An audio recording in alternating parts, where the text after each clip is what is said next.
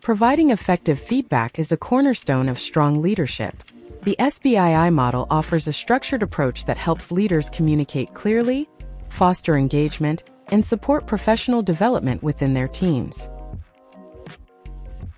The SBII model stands for situation, behavior, impact, and inquiry. Each step plays a crucial role in delivering actionable feedback. First, situation sets the context by describing when and where the observed behavior took place. This ensures clarity and avoids misunderstandings.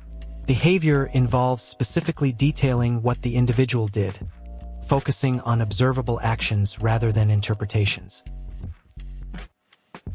Next is impact, where you explain how the behavior affected the team, project, or organization.